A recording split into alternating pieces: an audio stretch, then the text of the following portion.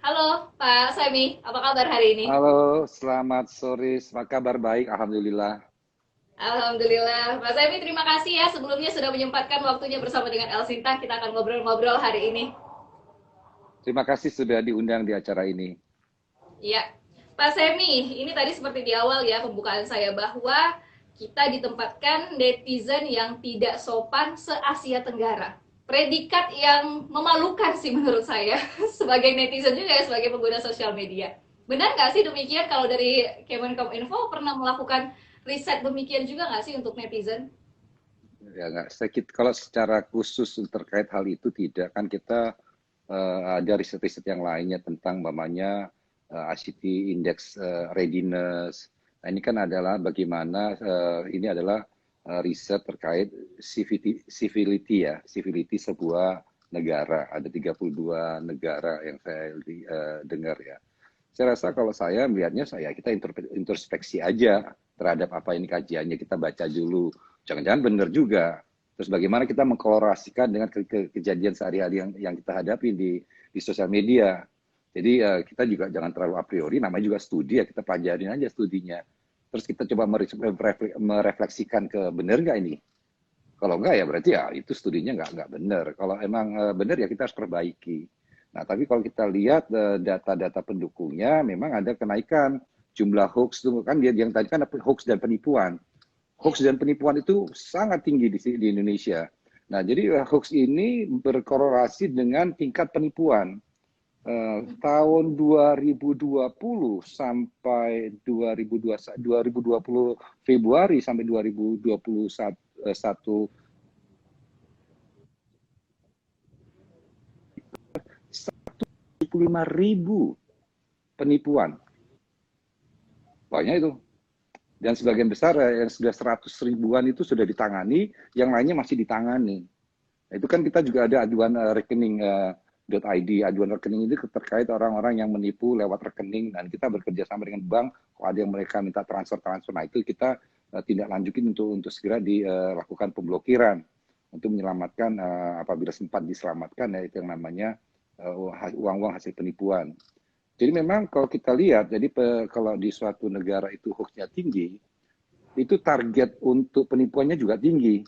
Karena orang-orang yang termakan dengan hoax, biasanya orang-orang yang sukanya dengan teori-teori konspirasi. Tidak mau berhubungan dengan fakta, untuk mencari fakta umpamanya. Nah ini di sisi lain, orang-orang ini adalah rentan. Rentannya tadi, umpamanya contohnya, banyak laporan terkait, wah WA saya dihack, akun Ya. Facebook saya dihack, ini dihack. Enggak dihack itu. Mereka memberikan dengan tanpa sadar.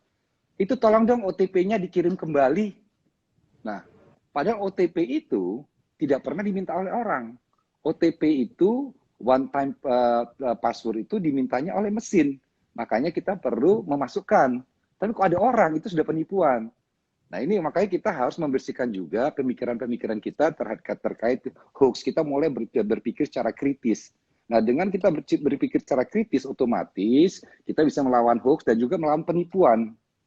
Ini dua hal yang tadi saya baca secara sekilas ya, saya belum bahasa tuntas karena saya juga baru lagi dari pendidikan. Tapi terima kasih undangannya Mbak di acara ini. Itu kira-kira jawaban awal saya untuk memicu men-trigger kita punya diskusi hari ini. Mhm. Pak Semi, kalau kita membahas hari ini mengenai netizen ya, mungkin kalau disangkut pautkan dengan hoax. Jadi kebanyakan netizen kita ini mempunyai akun-akun bodong yang mereka gunakan untuk memberikan kata-kata yang tidak seharusnya dikeluarkan untuk public figure, selebgram, ataupun juga kata-kata sesama rekan mereka ya, seperti itu terkadang. Temuan-temuan seperti itu ditindaklanjuti juga tidak sih dengan Kominfo? Ya, kalau kayak gitu kan memangnya aturan di undang-undang kita itu kalau antara warga negara mereka harus yang bersangkutan yang harus melaporkan. Kalau itu delik aduan, jadi yang mengadukan itu adalah korbannya.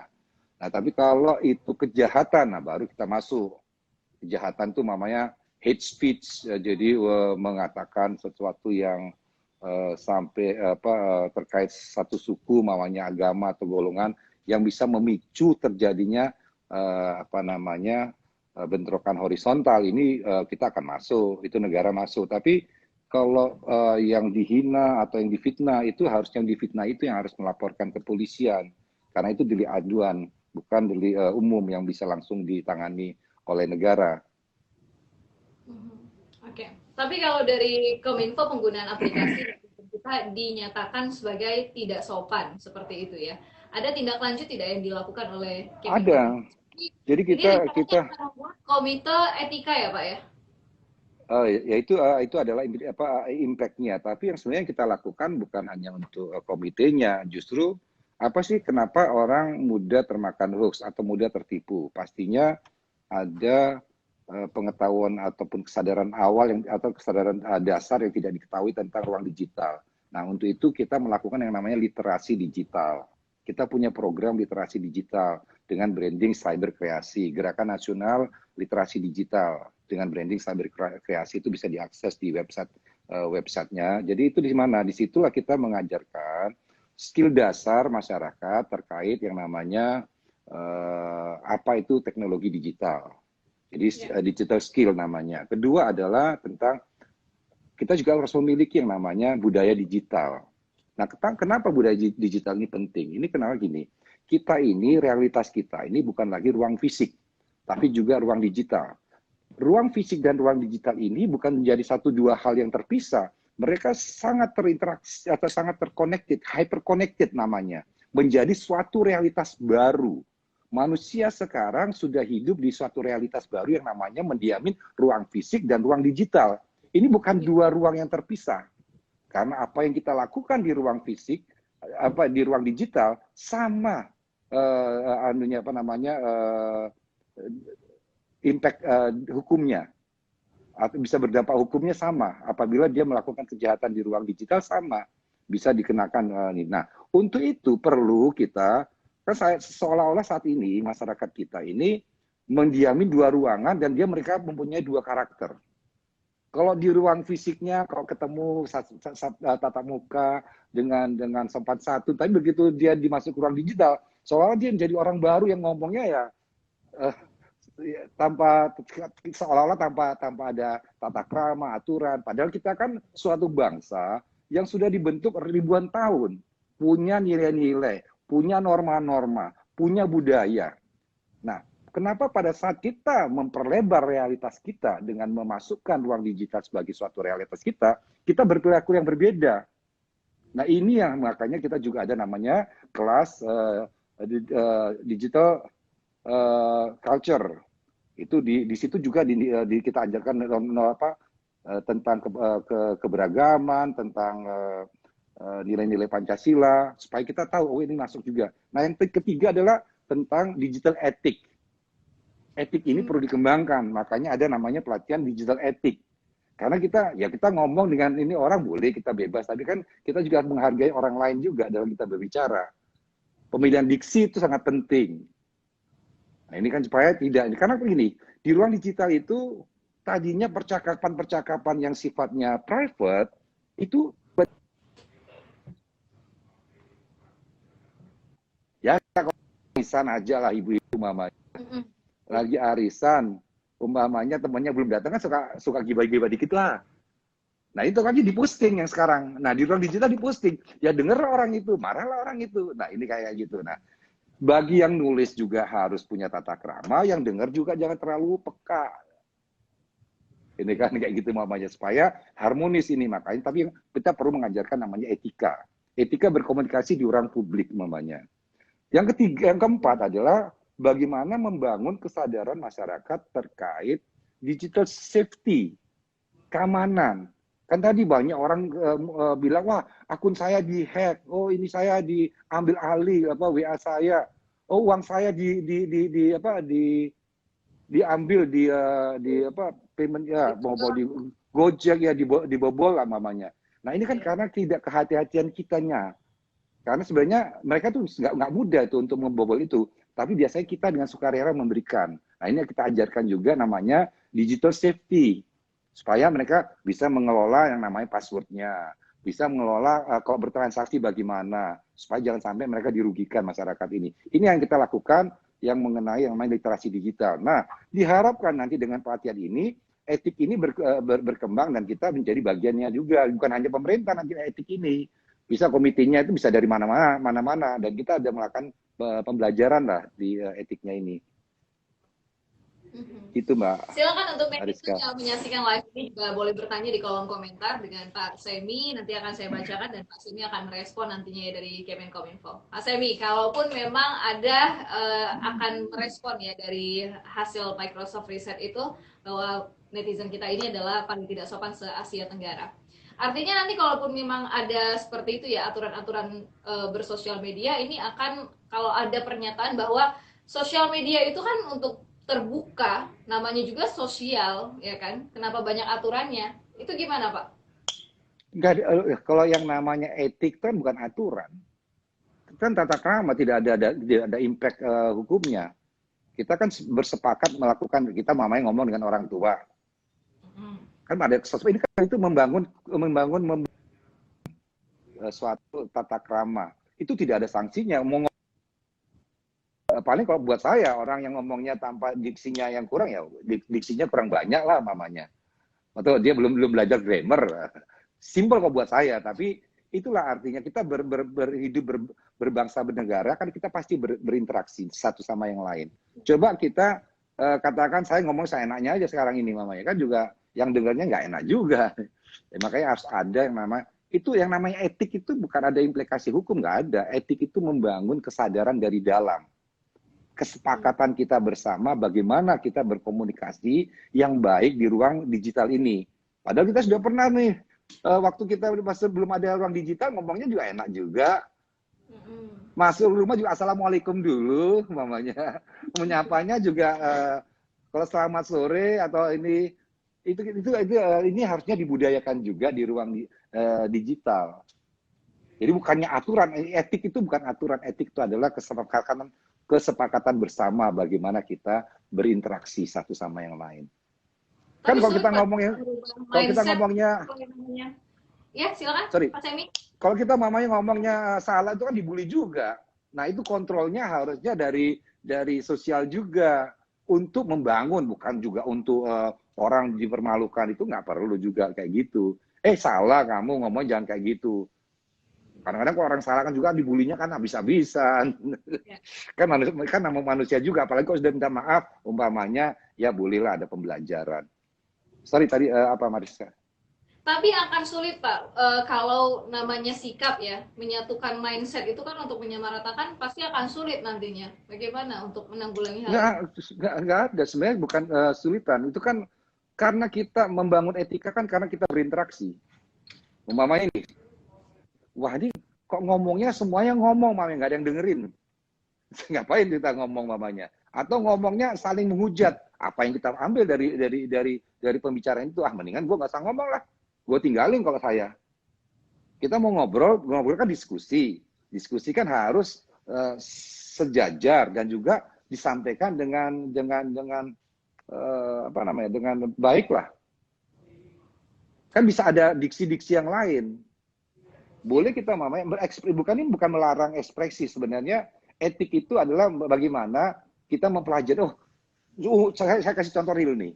Saya punya banyak WA group. Ada satu WA group kita di situ ada ketentuannya. Dudonnya di WA group itu ada. Itulah namanya etik. Nah itu nanti tumbuh dari yang kecil-kecil tadi. Kita ngomongnya ini aja ya. Karena kalau ngomong yang lain nanti kita pasti berantem mamanya. Kita nggak boleh ya nanti di posting yang ada di posting ini di capture untuk disebarkan keluar. Itu kan kesepakatan namanya. Itu sepakatan supaya community yang ada ini mereka bisa membangun suatu pola hidup berdampingan. Kalau nggak nanti lapor-laporan semuanya di situ ngomongnya sedikit memekakan kuping langsung dilaporkan. Ini dilaporkan. Akhirnya polisi ngurusinnya hanya pelaporan masyarakat. Padahal ada kasus yang beneran yang malah nggak diurusin tuh. Contohnya penipuan sudah banyak juga gitu loh. Nah ini kira-kira itulah supaya pentingnya kita membangun etika untuk berkomunikasi di ruang di ruang digital ini penting. Dan kita tidak perlu membuat satu hal yang baru karena itu sudah ada. Ini cuma diingatkan kembali. Coba ya Mbak lah, Tengku ini bicara dengan orang lebih tua, pasti kan ada tata keramanya. Di mana budaya di Indonesia pasti ada. Nah itu kenapa tidak dibawa ke ruang digital? Ya. Tanpa Seharusnya tidak. mengurangi ekspresi loh. Boleh ekspresi kan pemilihan diksi. Gitu kira-kira.